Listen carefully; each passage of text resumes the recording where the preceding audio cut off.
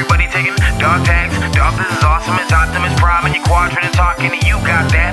I was in a mind when I crafted this. The Dungeon Master's wrath with a dash of sick. I dash like Sonic Mad, not a pacifist, but pacifist the tracks when I'm rapping, kids. We the last of us. The master race, take him with a master hand. It's cancerous. I hit him with the master sword, and sure I make a nice sword, but I wonder how 4 guys make a Triforce.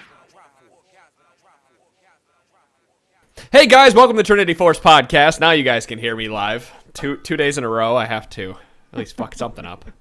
I'm too excited about Game 3 of Copenhagen Wolves and Gambit Gaming. I want to watch it, but we have to podcast. You can do both. Yeah, I was going to say, why can't we do both? You can do both. I'm doing both. Because I have a podcast host, and I'm professional, and I make sure that... I'm not Since when? I don't get paid, so this is what you get. Well, neither do I, so... You're listening to episode number 153. I couldn't think of anything.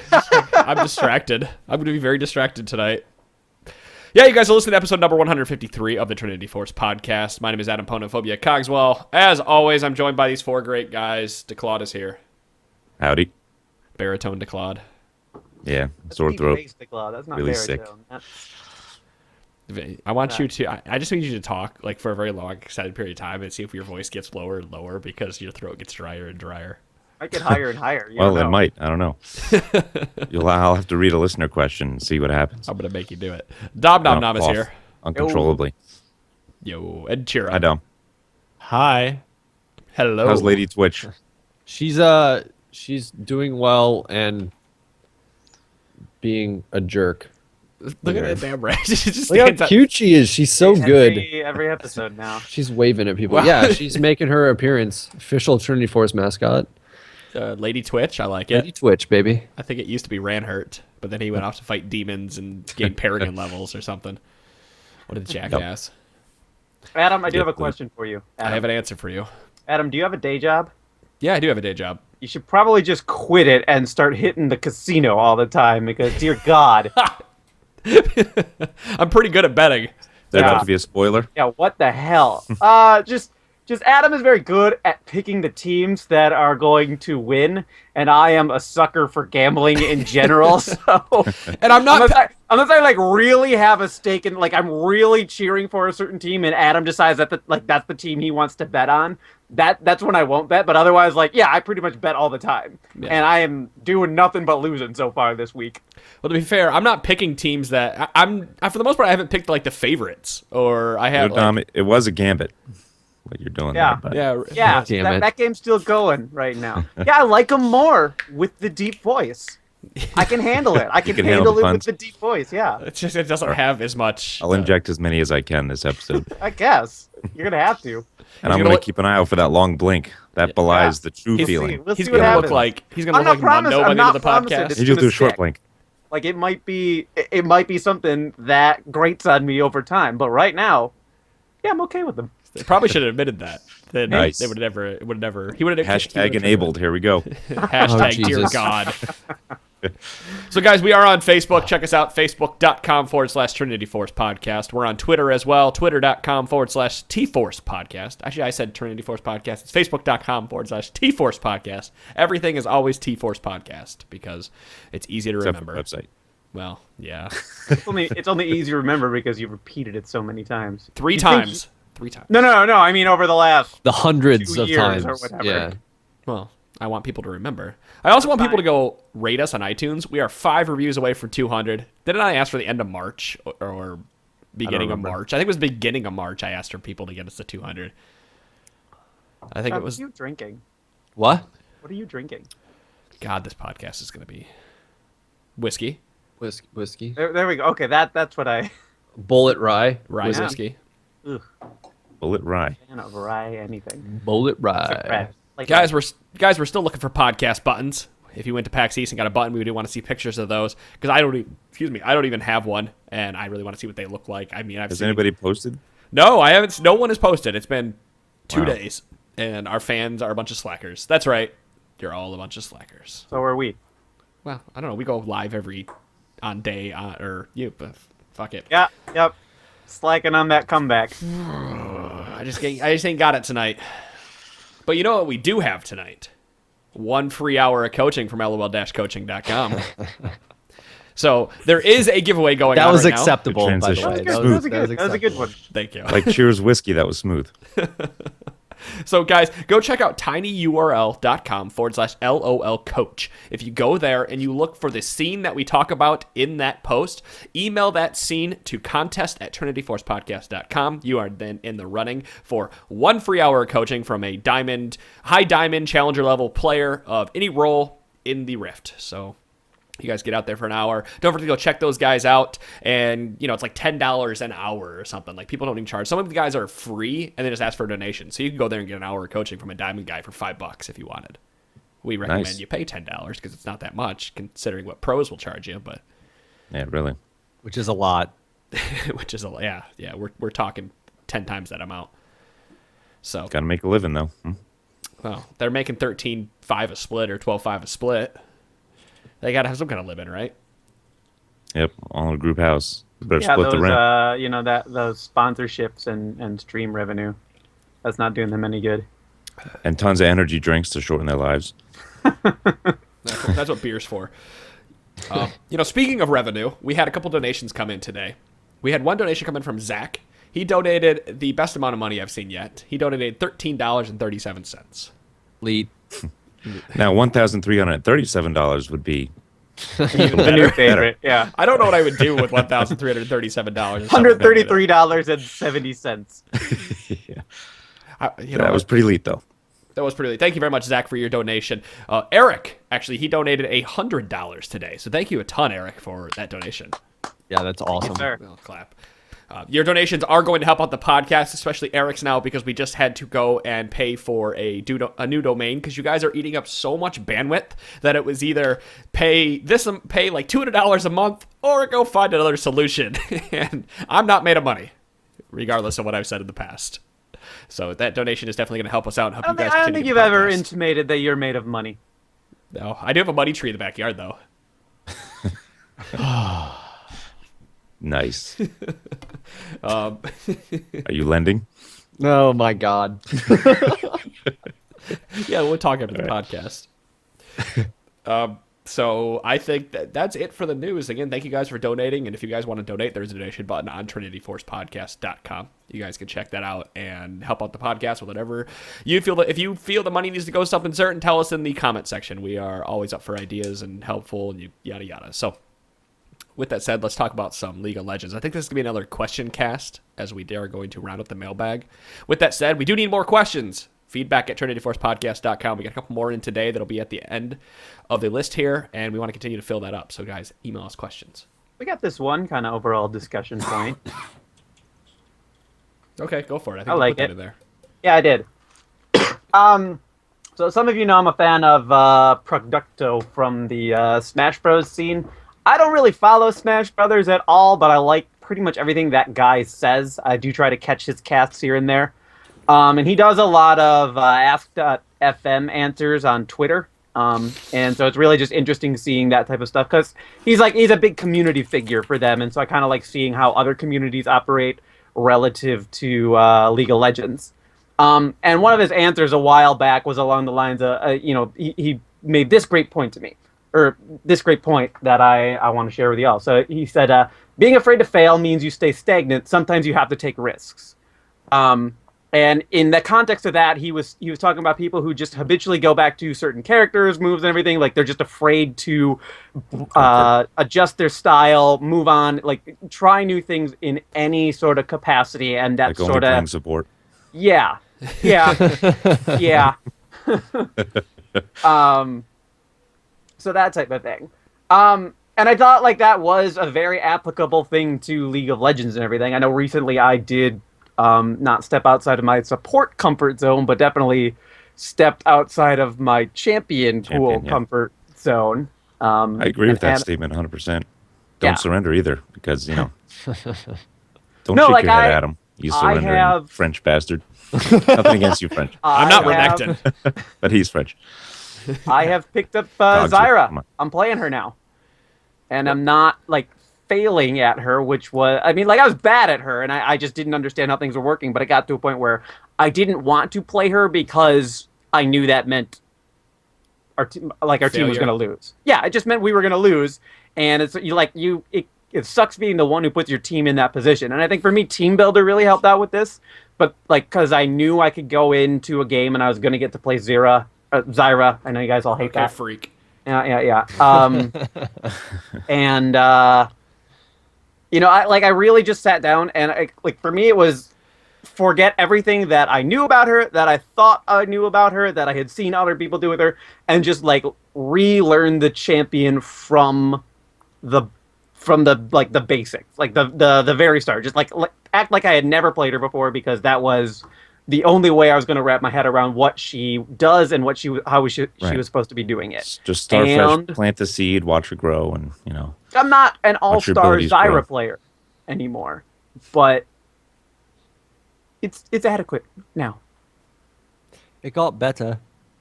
I like that. You went from terrible to inadequate to adequate. So you are improving. I did. So he went from a seed to a plant. Exactly. Are you just picking up for him? You sympathize here? Well, you just kept powering through his. I know. Well, I know you should know. There's a time, and sometimes you gotta wait. Well done. Yeah, no, you're right. There was a while there. I'm going to go back to Season 2 when I started doing Ranked 5s for the first time, and I was only playing AD carry. And I didn't start getting better at this game until I branched out and at least played one more role. And I can remember sitting in the top lane. I actually wish Wrecker was here, or Sotir, because Sotir was playing AD carry for us at the time. We were all, silver, bronze scrubs, maybe a gold thrown in there. And he was this diamond player who was pretty much carrying us on his back as AD carry. And I got thrown in the top role because I said I'll learn it. And there was a number of games where I bitched and I said, can't I just go back to AD carry? I'm so much more comfortable in this role. And everybody said, no.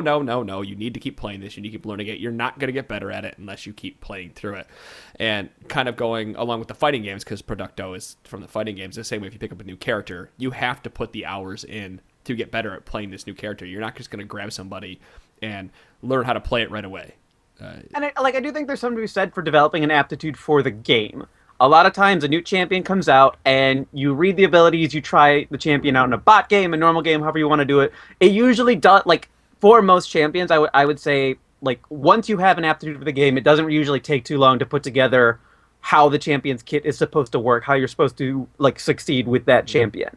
And for me, Zyra was that rare case where I just did, I understood how I was supposed to do it. I just couldn't actually do that or put any of it together. Sort of like Rumble for you, Adam. Right. And that type of thing. But I think a lot of people out there are really are afraid to branch outside of their comfort zone, because that means a higher risk of failure. And it means losing. And for some people, nobody likes to lose. Well, and for some people, that might be bronze or silver and are having a hard time getting out. Losing does not mean this game is fun anymore. And people still play this game to be fun. So I can understand going in there and losing 5, 10, 20 games in a row or whatever it may be, winning here and there, and going, I'm just not, I feel like I'm not learning anything. But if you step back and think about it, have your matches gotten better? Have you played against all the different characters you can play in that lane? Have you seen all the different scenarios? Did you take what you learned in that last game and apply it to the next game? Kind of like what Dom did with Zyra. Okay, I threw an E down here, and that didn't do what I wanted it to do. Do I need to be more aggressive or more passive when I play this character? This happens in gold and plat too, by the way, not just bronze and silver. Because some people will ride a champion all the way through, and then they try to branch out and.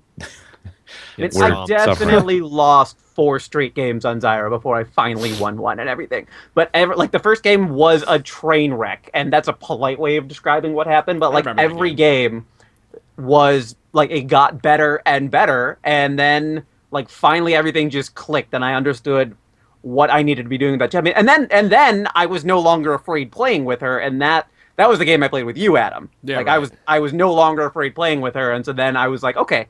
Now I'm a support player again, and I'm on Zyra as opposed to. You've earned your green thumb. Yeah. With that champion, so. Yeah. Okay, it's worn on me. That took long. Mark in 15 minutes. 15 minutes. Out. It's a good point.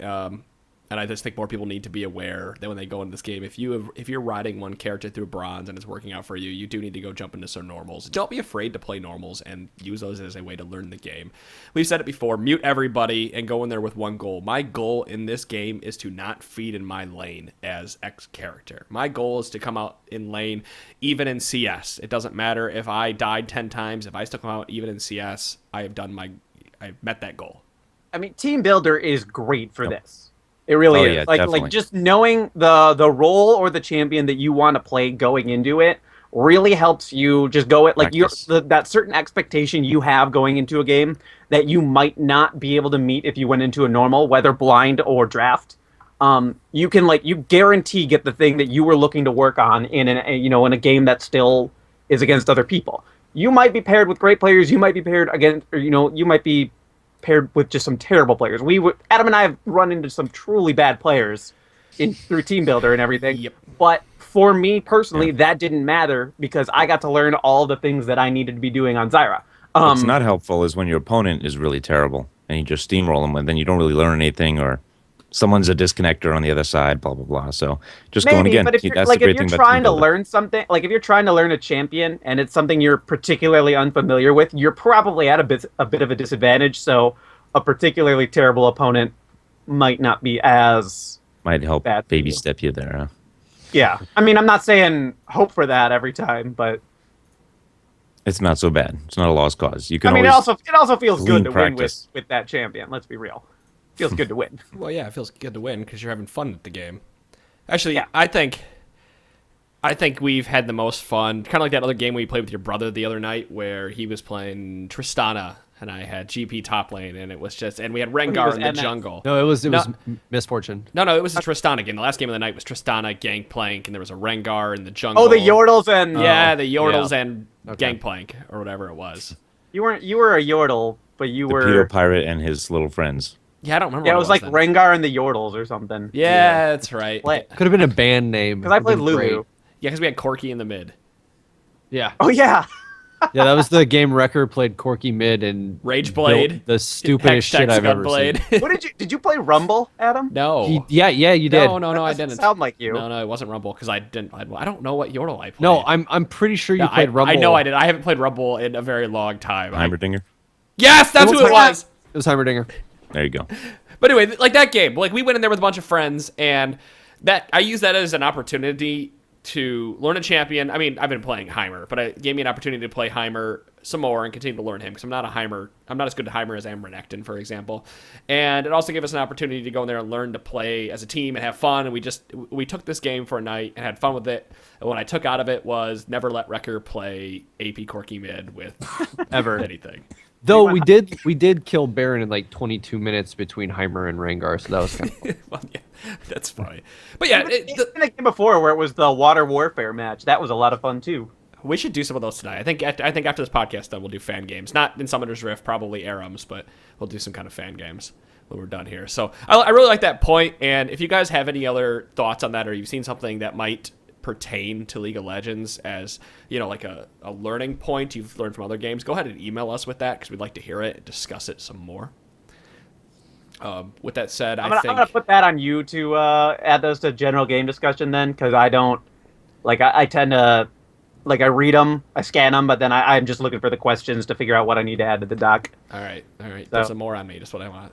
Yeah, you need to do a little bit more. You've been slacking. Please, I put 3 podcasts together a week and make sure you guys are here on time. That's all I got to do. Yeah. You could do more. You guys are gonna miss me when I'm gone. Keep saying that. We are. Miss me when Whatever I'm gets gone. you to sleep at night, big guy. All right, listener questions. Let's go. The Cozy writes in, when is a good time to turret dive and how should I do it? Always. Why is turret dive. Ranhurt not on this call? Yeah, I was about to say this is the perfect question for him. No, it's actually the worst question for him because his he'd answer. say always. Perfect. His answer was always turret dive. In the LCS, they make it look so easy, but even when I'm playing with my 5s team, it seems to go wrong easily and ends up giving up a double kill. Well, when should you turret dive? When you have the information. First, it's about information. You need to know where the enemy jungler is at, where the enemy mid laner, whatever lane you're not ganking. You need to know where the other lanes are at that point and what they are going to, you have to assume what they're going to do for the next, we'll say 20 seconds. So if you're diving bot and it's a 2v2 and you don't know where the jungler is at, more than likely don't do it. But now if we're diving top, that top lane, your jungler's up there, you've seen their junglers going mid to jump on him, that's at the point you can dive. It's about information, including what wards you're going to put out and knowing where people are at. That's the first place I would start with that. Yep. And then there's just the mechanics of the dive. Can you survive a couple turret hits?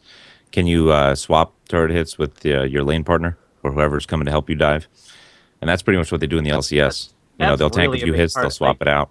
Just figuring out how to manage that turret aggro is really the other side of it. And like having the cojones to really hop in and be the one to take the first few hits, because sometimes that means you're going to die anyway. But you have to be a man if you turret dive. Yeah, you can't pussyfoot around with it. Right. If you decide that person is low enough that the two of us can kill because we have the correct abilities up to do it, you have to be a man. That means you have to jump in there and you have to be ready to blow a flash, blow a summon, or be able to, manage the aggro of where you're running. You realize I've taken 2 turret shots and 3 more. I'm going to die, so I'm going to start running out now, so I only take 2. You can't just go in there, take 2, and then run out. Just take 2, do no damage, and run out, because you are wasting the potential of damage that you could put into the enemy. If you're Leona, commit. Who is a good champion anyway, is an excellent champion with which to practice turret dives, particularly early. Not Alistar? It's with you doing damage while you're soaking aggro. Alistar's would be good if the combo was easier to do. Oh, okay. I see what you're saying. And when he hits level 6. Well, a lot of that's a different type of thing at that point. Right. When you move up on the turret, before level 5. Go ahead, Nicklad. When you move up on the turret, you can just walk next to them and pulverize. They'll think, I'm by the turret, I'm safe. Bam, pulverize them, headbutt them away. Marksman kills them. You soak a couple shots, walk away, come back in. Your minions start taking aggro again because you punted them away. See, we're not talking about minions either. That's a big part of the turret dive. Your minions should be there to help. And there should be a decent amount of them. Another big thing, it's really champion dependent too. Like, it's much easier to turret dive with somebody like Pantheon who can eat a free turret hit. If he has his Aegis up, right? People like Elise who can, repel out and not eat some turret damage after she starts it. So like you can go and do some damage and then here's a related tip on Pantheon now that I can use since they allowed you to jump on minions. I would soak turret hits while finishing off the last few hits of the turret. You can jump to a nearby minion to soak another free hit. Use it where you can to soak the turret hits. Then you can finish off that turret on your own without your wave getting there. So, little tips and tricks there. But yeah, champions. Shear's right. Some champions. It's also the same sort of thing. Like why people used to pick Aatrox out of the jungle back in season 3. It's you can dive a turret. If you die at the turret, you had the free GAs. It's completely. It really depends on your what champions that your team picked, and if you don't have the burst or the CC to lock somebody up while you kill them under the turret to give you enough time to get out, you're probably going to die under the turret if you pick champions that can't do it. It's one of those things that's not worth doing every time, and it's completely situational. And don't always run back the way you came. Sometimes you dive through the turret and then you keep going. That's a shorter distance to safety and drop an aggro. So you're probably not going to lead the charge on a turret dive if you're playing Ashe. Right. Or you shouldn't be leading the turret. Unless you're playing Ashe like I play Ashe. Who needs an arrow? What, missing all the arrows? Yeah, exactly. I missed an arrow, so all right, I might as well take some turret damage. At least you're being useful somehow. That's what I'm saying. You actually you hit the majority of the arrows whenever you play with me. So I know he got clearly better. I'm just boosting your confidence. No, what changed is how I cast the arrow. Now I use Shift R, which is my normal cast, and I can actually see how big the arrow is and where it's gonna go. Because before I would just turn the range indicators on. No, I don't like playing like that. I don't like it. So I'm too used to the way I play now, and it's. Do you remember the Ashe teleport? You launch the arrow from base, teleport in, they catch the long stun, and you auto attack them to death. No, I've never seen that. Back in season 1, that used to be the mid tactic. Shoot from mid, right up the middle, fire teleport straight in down the middle. Yeah. You start porting in, and then they get hit by the arrow, and then you appear there. And I remember Ashe mid. That shit was hilarious. Oh god, so long ago. Remember when Vayne came out and they debuted her as a mid laner? That's where they said you were supposed to play her in the champion preview. Yeah. And you built Trinity Force on her first item, no problem. All right. Well, I'm gonna try that. Yeah, I like nostalgia as much as the next person, but I think we all right. We'll move on. This guy's other this next so hopefully you take here. some of those tips with turret diving and can make it happen. Yeah.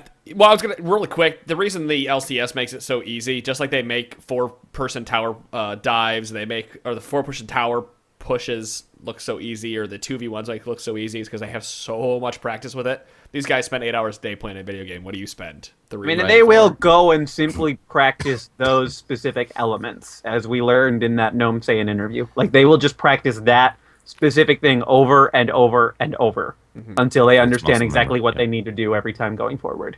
Right.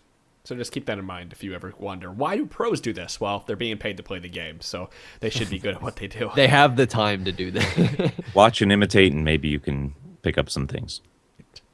So Manly Granny writes in. Love that name. Awesome name. It's so good. This is a very long question, so please bear with me as I read through it. He says, I'm a gold 3 player. Recently, I duo queued with my buddy enough to carry him out of silver into gold 5. Now that he's in gold, his ego has gotten to him, and he started to delete all of his silver friends. When he solo queues, he gets placed against players ranging from silver 2 to gold 5, meaning his MMR is pretty shitty. I would say that's pretty low MMR if you're getting paired with silver 2. No, it is low. So he loses more than he wins, which goes with my MMR point. I can't play very often because I have a 2-year-old that eats up my day. When I do get on, he hounds me consistently to duo with him.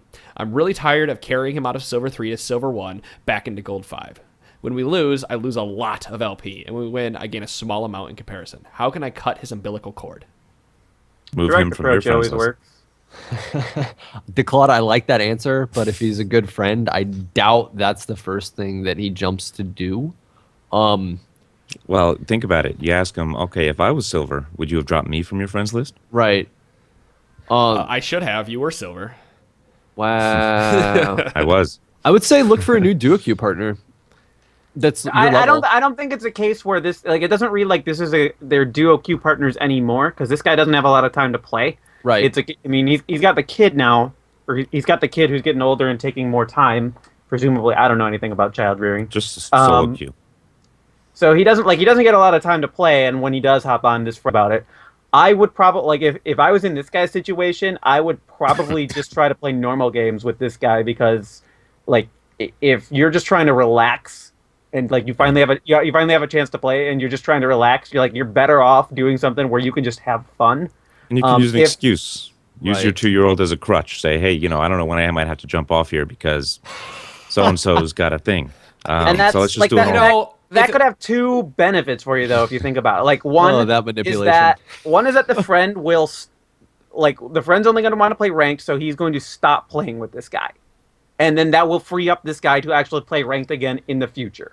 My recommendation for this is different than those guys. It kind of goes along the lines of removing him, but I don't say remove him because he's a friend. You shouldn't remove a friend, but you need to sit down with this guy and have a heart-to-heart to him and literally tell him what you told us. You can't be silent through something like this. You have to decide.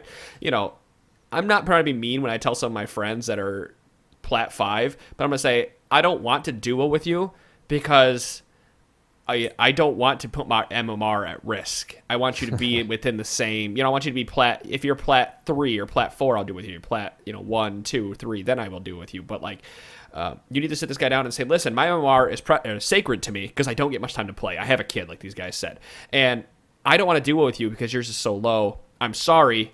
Let's just play normals when I get on. And, and if he doesn't understand that, the only thing you can do is not play with the guy. I think it's pretty black and white at this point. I really agree with this. In fact, I've kind of had a no duo with anybody policy in a long time, particularly good friends, because I just have this habit of when I duo with friends and they fuck up, I get frustrated, and I don't want to be put in a position where I'm getting upset or frustrated with people that I actually like.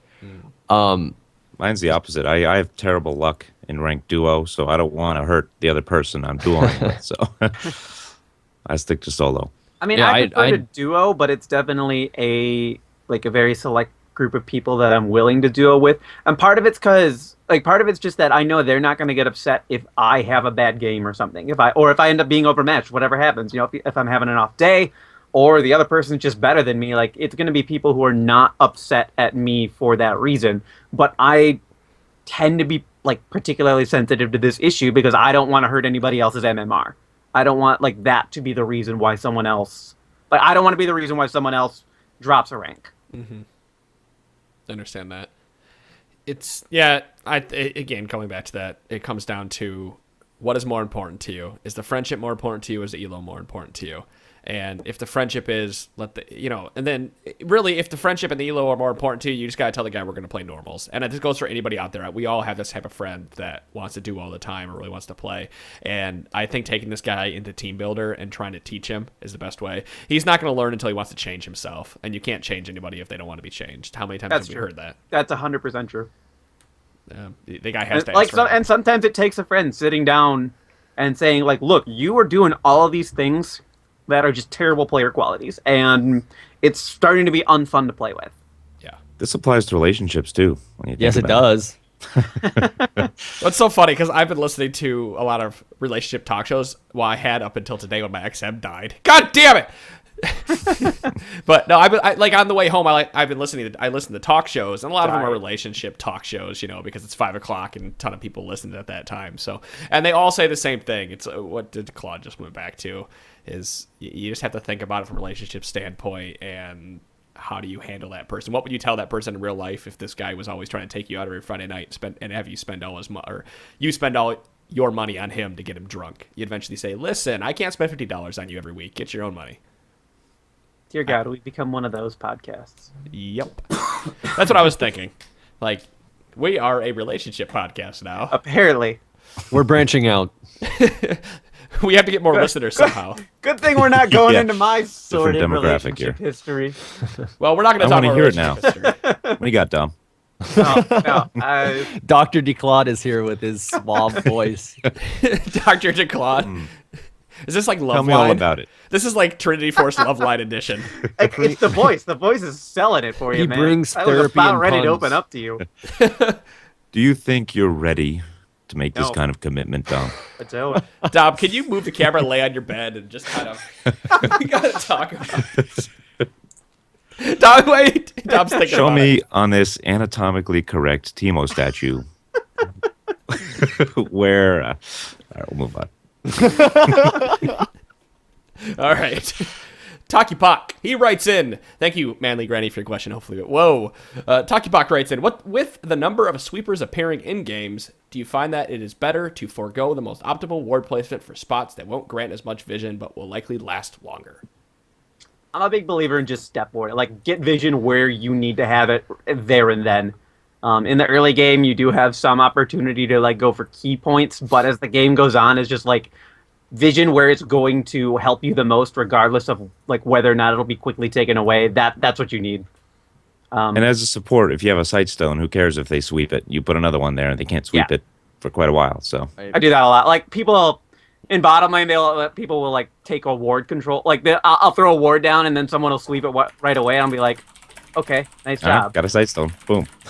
Right, I will say, if somebody uses sweeper in a spot and they don't know you have a ward there, and they find one there, they're probably going to sweep it again. And if they do sweep it there and they find one, they're probably looking to move through that area again. So you might want to play more tentative after somebody starts sweeping those anyway.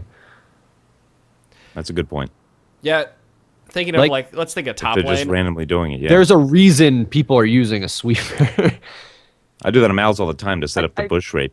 You know, I've definitely added a few new ward spots to my like rotation, so to speak. Like, there are a couple that are as he's talking about, are like not ideal spots. I do throw them there but it's more like I don't want to get flanked, and that's why I'm trying to. Well, if we're talking suboptimal spots, let's say this is probably not relevant, but we're talking about like top lane. I'm not going to start warding one of my 3 bushes over the river just because my river is continually getting swept. And I'm not going to stop warding my river bush for the tri-bush or vice versa just because it keeps getting swept. Any vision, 30 seconds to 3 minutes to 2 minutes or however long it lasts, is better than no vision. Same thing, I'm not going to start warding on the blue buff every time instead of the blue buff bush or behind the blue buff bush, just because it's being swept all the time. I just know I just know if I see that person there killing that ward, that at that point they're going to take that buff anyway. However, so that said, I'm starting to find that crossroads point that I think you're talking about. Like, I'm starting to find that to be a better ward point than the actual brush. Yeah, absolutely. Me too. Also on objectives like Baron and Dragon Pit, there's a little lip in the opening of both sides where if you stick a ward, it won't be seen by a sweeper just outside of it. So I was going to say that's a great spot regardless if they're sweeping it or not. Just because if they try to sneak it, you know they're there. They won't see it easily. Right. They open their eyes, they're going to see the health indicator. That's my favorite. That's my favorite spot to ward Dragon as a support on blue side. And position your cursor right on the elbow crease of it to where it's red, so it's on the terrain and it'll drop it. I think we've talked about that in other podcasts too, haven't we? I used to like that a lot, but it really doesn't grant you a lot of vision other than right on Dragon. And that's my big qualm with it. And more often than not, I want wards that are going to alert me to the threat that's coming towards my lane. That's double threat ward. Fine, but in the situation I'm talking about, it's more of like somebody like Kha'Zix, Nasus, Lee Sin, somebody who can solo Dragon pretty easily, pretty early in the game. Yeah, then I can see the value of it. Right. As you're speaking. Yeah, I think there's only a few weird spots on the map or suboptimal spots on the map that you might ward, because you still need going back to that blue ward. I'm not going to ward on blue because it's not going to give me vision of where that person is running if he's running through the jungle. So putting it behind blue, on the side of blue, in front of blue is going to give me more information than putting it directly on it, for example. And I'm using a ward for vision and for information, so I want to see that jungler ran by his blue buff toward Dragon. Or I want to see that jungler ran by his blue buff to top lane. I don't want to see that he's taking the blue buff. Well, unless it's an Evelynn where she'll reveal herself when she's taking the blue buff, so you want to see the camp. She is the only weird champion with wards. Right, you got to worry about that. With Evelynn, that's just like a pro Evelynn tip. You ward on her buffs or you ward on her camps because she has to reveal herself too. Yep. That's the only way you can counter ward against Evelynn is to put the deep wards in her jungle on the stuff she's going to take. You don't need to buy pinks for Evelynn. You just need to ward up where she's going to be. Well, and you can ward the brush there, but you have to make sure that your ward has sight of the the buff and not like be one of just around the corner. You see him go through it, so you know that they're there. Because against her, that doesn't help you at all. Yep. Yeah, I think that kind of opens up a whole other discussion of what to do with the vision and how to use that vision. Because Evelynn, again, she's like this special champion. She's a special case. Yeah. Yeah. But even in general, like if you're especially early game, if you ward your own jungle and you catch them counter jungling, you gotta use that information. You gotta do something about that. Even if your opponent sees you moving towards the jungler and everything, you are still ahead of it. And hopefully your jungler, like your teammate jungler, is in the right position, and you guys can like real quick act on that and take out the enemy who was or scare a them little too out big for their britches. Yeah. You were gonna say, Sean? It's the same sort of thing that used to happen with Hecarim. Like back in the day, you would have to ward much deeper. Yeah, because if you throw a ward down and he runs through, a big fucking deal. He's running at you already. Like that information doesn't help you. Same with Rammus. What did it do? It alerted you to your death a second earlier. Well, all right, wards. So use them and pay attention to them. That's what this came down to. I think this every question. Time. Shanghai 6's question. Yeah, I like this one. Shanghai 6. I'll give him a shout out. OperationsSupplyDrop.com. Go check it out. He sends video games and whatnot to troops that are overseas, and he does a fantastic job of it. Whoa. There you go. Sniper check. If you're on a roll in the early jungle, you've invaded and killed a jungler, messed up his jungle in the process, and you're sitting on 2k gold with only a machete in your inventory, when should you go back? I mean, toys help you murder more, but your buff camps are respawning soon. Well, now, get the Madrids so the big buffs start ticking towards your Feral Flare. Right. This did come out. He did ask this long before Feral Flare was a thing. Yeah. But that's a good point. It's always a relevant question. If you're going Feral Flare, then yeah. Otherwise, if you have the health and you're not worried about if your lanes are doing fine, and you're not worried about getting counter jungle, go ahead, take it while you can. It's efficiency of your time. take what you can, kill it. Or at the same time, sooner or later, like your opponents hit a point where you are no longer scary because you don't have items. Right. Yes. Like remember that Adam and I played with a Shaco the other night who didn't start with a jungle item, which in theory is going to give you an edge during fights and everything. But he quickly hit a point where he was not contributing anything to the team fights, like anything to the ganks even. You have to. This comes into a awareness of what other champions do in the game and when their power spikes are, and where you have to be at what time. So you know that a champion hits a power spike at level 4 in the top lane, but you've already murdered the jungle, and he's about to hit level 4 or 5. You should be going back and then maybe heading the top lane to help that, your laner out, for example. That's one scenario. You could be something as a jungler and have items because you're going to be farther ahead because you've already murdered the enemy jungle at level 2 in his jungle. So you're going to negate that power spike by being ahead. But at the same time, you can also look at it as I've taken out the enemy jungler. Now he's behind by a buff or 2 buffs in a couple minutes. Going back and get those items and then counter jungling again, my chances of killing him has increased. By a lot. Right. So you really have to think about when you have a goal, think about what you want to do next. It's like chess. Think a couple of steps ahead. Okay, I'm Udyr. I have both buffs because I killed him at his red. I'm going to go buy my Spirit of the Elder Lizard or whatever item, and I'm going to go back in his jungle and kill him again. So I'm going to back. I really like this question, and part of it because it's going to be different, again, situationally, like almost everything else in this game. But from the standpoint of when you get buffs, especially early, you typically want, especially if you're a gank-heavy jungler, to have red buff during, for the most amount of time when you can gank. When you're visiting lanes. Yeah, so say you have that 2,000 gold or more, and you are sitting lower in health, and sure, you can go kill both of your buffs and you'll be able to sustain enough through it. Just by backing and spending the time to heal and buying stuff, you're wasting a lot of time from your buffs. Now, sometimes that can be much safer, especially if, say, their jungler isn't that far behind and they could come in and counter jungle you. It seems like if you have this much gold, though, you don't really have anything to worry about from being counter invaded by their jungler, especially if you just killed him. So if you're really worried about losing your buffs when you need to back and you don't have a sweeper, just ward up whatever buff you feel is more important. If it's at that point in the game where your blue's about to spawn and you're really far ahead, but your mid laner is doing well, also, you can just tell your mid laner to go take a blue buff. That way the other team can't get to it first. While you have your red buff warded, you go pick up red buff, and then you go continue your murder fest. You're trying to maximize your uptime with a buff in the periods that you can do the most harm to the enemy. Now, yes, Tom? I think that's a really, you touched on it and then really kept going forward. It's like, if you killed him in his jungle, the last place he is going to be is your jungle. He is not going. He's not going into your jungle because that just increases the risk of him running into you. And no, you don't want to do that. Nobody wants to do that. And say that they have your jungle warded and they know your buff's respawning and they come in as 3 people to go clear that. That's fine. If their jungler, they're scared of you. Yeah. If their jungler is taking your red buff or your blue buff or whatever, and you're really ahead on him, go and invade him at his buff if you think his buff's respawning as well. Because even if he has that buff up on you, if you're that far ahead, you should still be able to shit on him 1v1 in the jungle.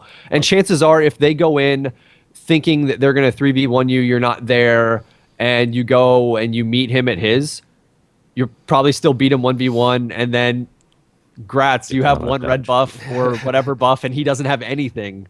I mean, kudos to you. If they send 3 people to go and take your blue buff just to try and put you behind, you just bought a lot of leeway for your top laner and your mid laner, and you know where their jungler is. That's a ton of information and advantage that you've gotten for your team. And yeah, they get the buff, but it took them 3 people to do that, and only 1 person walks away with that buff. And now suddenly you've killed top lane and are taking top lane turret for that buff. Or you're taking mid turret, or you're ganking bot lane because you know their jungler is all the way across the map and can't do anything about it. Right. These are all good things. I'm just gonna say this: if you have money just sitting without buying any items, it's not doing you any good. I keep saying that about wards. I say that all the time about wards. Yeah, right. A ward in your inventory provides you with nothing. But if you've got a buff ticking, being at base does you no good either. So. Exactly. You have to find a sweet spot, and a lot of that, yeah. A lot of that. I do it now. I change my clearing in the jungle. Really? When I hit let's say I start blue, wolves, red, I'll hit the top golems. That'll hit me 450 gold. I'll back immediately, grab my razors, then go to wraiths and finish through. I'll get the feral flare a lot faster that way. So, Adam, plus I'll have the red buff ticking. What's that? Are you watching the game? You distracted? Yeah, that team fight. That was. This game is so close. That was sloppy. We have 14 minutes left of the podcast, and all I want to do is watch this so I can win my skin. All I want is to win my skin so that I can brag. I start talking, and you're watching. I can't hear you. I was listening, but then Adam and I both made faces at the same time that made me think, okay, he must be. I know, that's why I was like, wait. While we're all off topic, I'd like to say, Adam, I fucked up my audio somehow, so. Oh, the fucking backup audio isn't running tonight either. God damn it. Well, I have it running. It's just running in 2 bars in tandem. So I got everything that I had. What? Oh. I don't know how to explain it. I'll show you afterward. So are you telling me I have to line it up again somehow? Yeah, I'm telling you that. I don't know. You're going to have to do it. I'm sorry. You're extracting YouTube audio. Fuck! That's all I gotta say. God damn it, DeClaude! Sorry. Oh, that. While we're distracted, by the way. I don't know what happened. It's running, and it stopped at some point, and now you messed up, and you had the audacity to tell Adam. I did. All right, yeah, I like that. Hey, Sean, you know what? Sean, get fucked. Get fucked. You won me back. Nice. All right, Tesla writes in, I've gone from top lane to mid lane to jungle and having trouble finding something to stick to. I love the role of jungle, I love the characters in mid lane, and I love the tankiness of top lane. How do you make a decision on what role position to play other than whatever you have the most fun with and what you're best at? Sejuani, tanky, mage. The questions that came before 4.5. Like, I feel bad because at the time that these came, I'm like, okay, we can answer these whenever because what's really going to change? But 4.5 broke everything. Yeah, pretty much. Well, it's not really that wrong, though. Pre-feral flare and post-feral flare. He says he loves the role of jungle. I mean, he doesn't really say he loves tanky jungle. He says, I love the role of jungle. I love the characters No, in it was the mid-lane. tankiness of top lane. And he likes the mid lane characters. Honestly, I'm going to say, for this question, depending on, you like all 3 lanes, what do you feel you bring the most to your team playing? You enjoy all 3 lanes or all 3 places on the map or whatever. What do you feel that you are providing the most in like a team situation for? Do you think that your jungling is slightly better than your top lane? Well, because if that's the case, I think he enjoys playing the jungle the most. He just likes the champions that are most traditionally played in the mid. And he also likes the tankiness of champions that are traditionally played top. Sure. See, that's what I gleaned from that question. So I read this question and think, buddy, you're the best kind of player. You have 3 things that you like to do. One of them, it tends to be a pretty maligned role in any given game and everything. But if you run into, you're so flexible in any game, any given game, you're going to be happy no matter what happens based on what I'm reading here. So, I would say almost just don't specialize. Keep doing what you're doing because you're going to enjoy the game no matter what happens. Right. It's not bad to have 3 specialized roles or 3 roles you're really good at. You don't find a champ you like that'll fit those roles. Or when I go in solo queue, I'm really good at top lane, and that's all I play in ranked. But when I go in solo queue, I say 80 carry support top. And I play 3 roles when I go in there. I say I can't jungle, and I don't want to mid, but I can if I have to. But don't stick me in jungle. And I prefer not to play top in a solo queue environment just because I feel like I can carry from a support or ADC better than I can in top. But when I get into rank 5s, I feel like I can do the best out of top because I'm safe, and I expect everybody else on my team to do well as, I can carry when I can carry in a team environment, or I can help carry. I can't carry solo. Does that make sense? Yeah. If he's playing on a ranked team, less impact. Either play the role that you're best at, or play one of the roles that you're good at, where that you otherwise don't have teammates for. You're very flexible in that respect, and that's a good thing. And just keep doing what you're doing as far as solo queue goes. I can get away with being like an only support player because almost like it's still a case where very few people really want to play support. That's why I can get away with it. But if I was a mid lane main and I only played mid lane, I would have no success in solo queue because of that. Because it's like the most desired role. Yep. True that. Word to your mother. So Tesla, pick what. Just you know what? Just go in there and say what you can't do. Say I cannot top lane, and then I cannot top and I cannot ADC to not put me in those roles. And it's jungle or it's support. It's support and bot lane. He just doesn't like the bot lane. I mean, that's bot lane. He likes nobody being a bot loner. lane. That's great. I like bot lane, but nobody else likes bot lane. Bot lane's awful. Hey. I don't have a beer. I need a beer. Yeah. I hear a lot of crying. All I want to do is watch the LCS and drink beer. I don't even want a podcast for you guys anymore. Wow. I do. Wow. Let's keep going. Tell him how you really Casey! feel. All right, Casey, you write in. No, I want to keep podcast. I'm having fun doing this because I like answering these questions. So Casey writes in, assuming your game crashes at load in and you finally get into the game 10 minutes late, what should you do to try to get back to relevancy and help your team? I assume that is slightly different for each position. All right, Casey, you're up to bat to ensure you don't strike out here. This question is relevant. I'm gonna golf clap that one. That was good. Hey, little literary reference like that. Yeah. All right. I'm gonna golf clap that. Anyway, I've noticed that there's recently Riot's put in a lot of you can catch up a lot quicker. But I just safely soak XP and not worry about risking your life for CS because you're still worth more gold. Don't go farm a lane solo at level 1 or 2. Yeah. Every Try to time duck this in has and happened to someone on my team, I've just said, all right, buddy, you go and farm the jungle. We're going to do the best we can to protect you.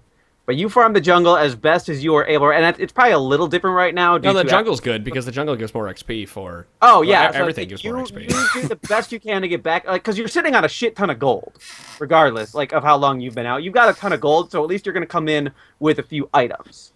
And I'm just like, farm the jungle as best you can. We are just going to try to zone for you and keep them off your dick so that you can do what you need to do to get back in this game, and then we're going to win. If your team hasn't, totally lost it at 10 minutes, then they probably have their shit together, and that's good news for you because you're going to, just by you being there to take a couple extra hits is probably enough to swing a team fight. One thing I like as well is say that because you weren't there, they took one of the outer turrets early. If you can, because you're going to be coming back with money, like we've said, or you can talk your support into doing it and warding up the jungle around that turret so you have a safe, visible distance in that area. You can just sit back, let the enemy minion waves push up to where that turret is, and just sit back and safely farm and soak up XP. And that way, the enemy team has a pretty long distance of where they have to run through that you'll probably be able to see them if you have that warded up. And you can safely sit back for a few minutes until you can catch up. I've done this. I've DC'd as AD carry at least 3 or 4 times, and this exact thing has happened. And I'll just sit back and farm the jungle as much as I can and just wait for the enemy minion wave to push up to that spot. And I've won games simply by not going very far out, sitting farther, sitting closer to the base. If they're starting to push towards a turret or something, stay really close to that turret. If there's only one person, they can't dive you. If there's more than one person, just back off and go somewhere else. You just gotta not make any risks, because if you get in a fight with anybody who's a couple levels higher than you, they're probably going to shit on you because they'll have more items than you do. They're going to shit on you. They are, and you can also bait kill too. Yes, you can. There's that level 1 at the turret. I'm going to dive him, and then I don't know. I also flash out of there or let your buddies know. I also think it's relevant to talk about this from the other angle. What do you do if you are the team that is missing a person for the first 10 minutes? To me, it's you have to abandon the idea that you're going to have a jungler, but you also have to do the best to ward up your own jungle to try and protect at least your buffs at the same time. Right. And frankly, give your lanes the information that the jungler is, on either half of the map, because that's helpful to mid regardless. And then the top laner, you really can't play aggressive in that type of situation unless you know you're going to get a kill. And that really only applies to bottom lane because at least there's a little bit of leeway. I mean, like, top should not be going in on a fight unless you've worn him down and he decided to stick around, right? Yeah, more than less. Like, I mean, like, you can still play, but you can't 4v5. play overly aggressive. Yeah, like, you can't cross the halfway point. No, you can. You can play in ward, and you can play like you normally would. Just realize that you don't have backup if it happens. Like, realize that if you can push them into the tower, and then just play safe. Run around the river. Go help out another lane. Go help out your jungler in mid if you're at your mid that has DC'd. I think the only big lane here is bottom lane if the AD carry DCs. Like, that's the worst role to have a DC well, that's and the hardest to come back from. But, like, sometimes, because the other thing you can do is have your, like, if your mid disconnects, and you have, like, a Morgana or Karma support, you can, in theory, send the support mid, have your AD carry do the best he or she can. I mean, but, like, a 1v2 as a marksman is a terrible idea.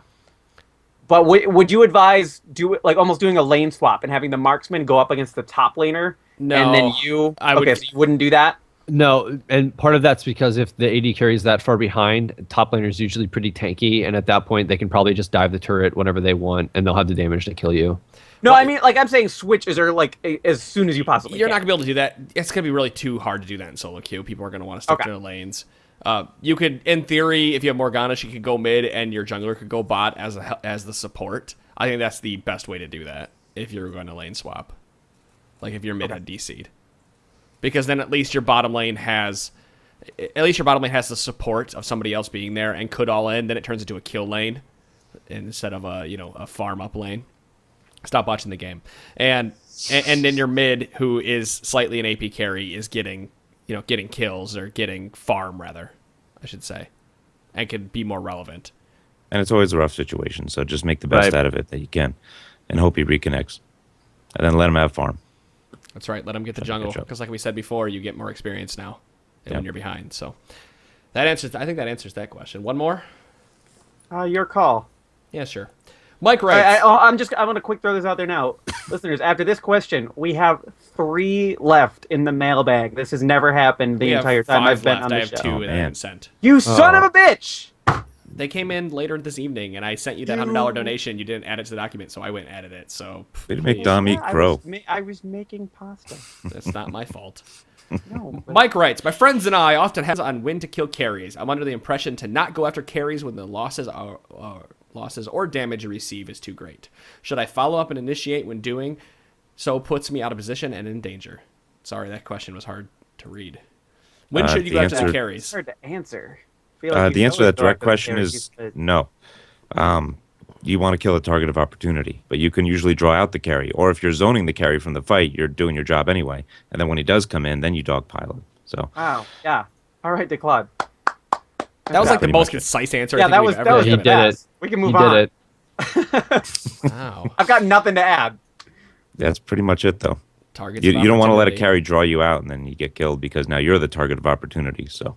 I want to say it seems like another part of this guy's issue or girl's issue or whoever is that him and his friends aren't on the same page at all, and that's going to hurt them anyway. Like, it's one of those things where we go back and talk about respecting the call. Somebody should be making a call, and if you aren't all doing it, you're fucking up. Do this. No, do this. Yeah, well, you can't. We had to change up how we played ranked 5s, even with Chira, and because I'm overly aggressive and Chira is overly aggressive. So now we have to pick 2 champions. And even when I play with Josh, he's overly aggressive. We have to pick 2 champions that can dive the back line while our mid and AD carry and support fend for themselves. Yep. Because if we didn't play that way, we were losing more games than we were winning.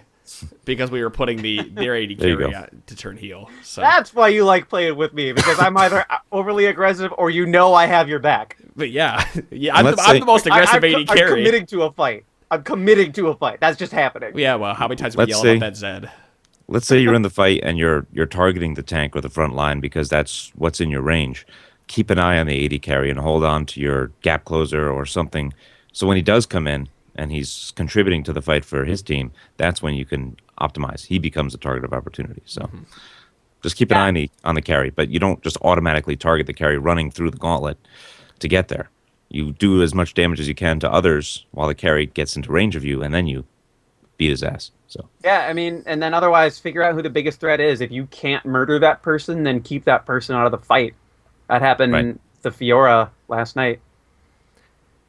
I just want to point out in this game right now that Forgiven is playing like old Genja, and Genja is playing like a real AD carry. Look at the items they have. Forgiven has no attack speed. What was I saying earlier? If Genja started playing, like building like a normal AD carry player, he would be among the very best in Europe. Because his skill at the position is never questioned. It's always his build paths. It's what the fuck is Genja doing now?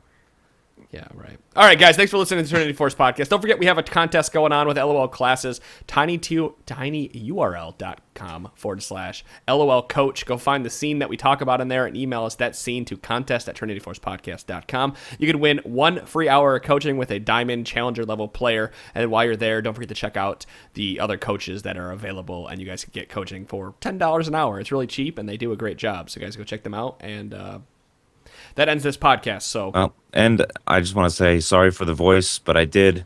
Don't apologize for that. It's sexy as fuck, dude. Come on, man. For the podcast listeners, he is wearing his podcast. I gave myself strep just for that joke at the end of this podcast. He's wearing his podcast Till You Horse t-shirt. Till Your Horse.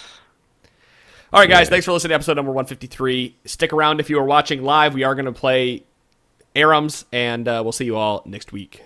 We love you.